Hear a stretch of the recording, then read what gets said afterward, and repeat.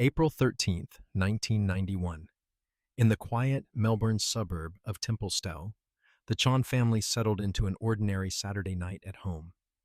By morning, their world, and Australia's sense of safety, would be shattered. A masked intruder had broken into their home, and 13-year-old Karmein Chan was gone. What followed was one of the most haunting and unsolved child abduction cases in Australian history.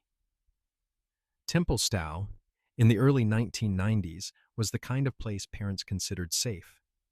Suburban streets, tidy homes, families building their lives.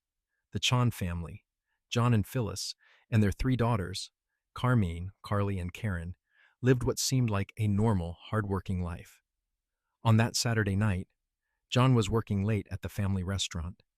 At home, Phyllis looked after the girls. The evening was uneventful.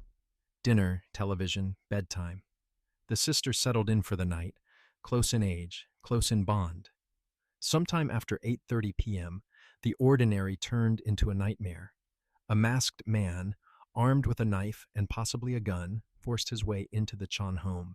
He moved with chilling confidence, as if he had planned this moment. The younger sisters, Carly and Karen, later recalled the terror. The intruder herded them into a wardrobe, threatening to kill them if they made a sound. In the dim light, they caught glimpses of him. A balaclava, dark clothes, a cold voice that gave no clue to his identity. Then, in an act that would haunt their family forever, the man took 13-year-old Karmein from her bedroom. Within minutes, she was gone. When Phyllis discovered what had happened, panic set in. Calls were made. Police arrived swiftly, the suburban street filling with flashing lights.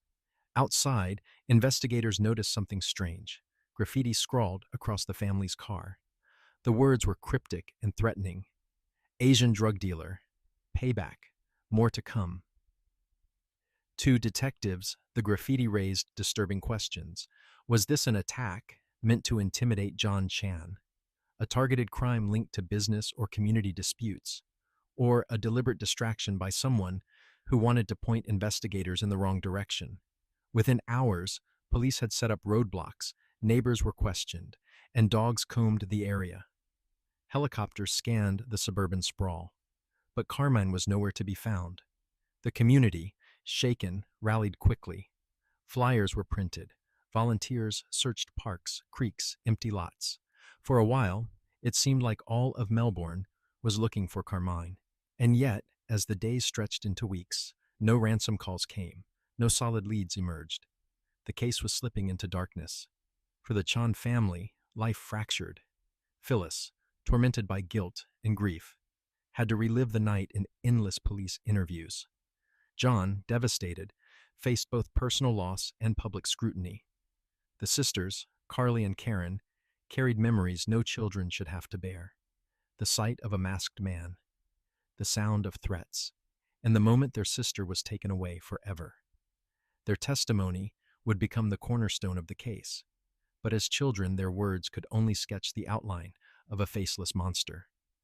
The abduction of Karmein Chan was not just the story of one family's nightmare.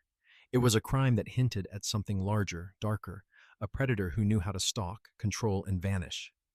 A predator the press would soon call Mr. Cruel. But in April 1991, all anyone knew was that a 13-year-old girl had been stolen from her bed, and Australia was left asking, who took Karmein Chan and why? This video is based on publicly available reports, case files, and media coverage. No individual is accused or implied guilty unless proven in a court of law. The aim of this series is to document and explore unsolved cases, not to speculate or assign blame.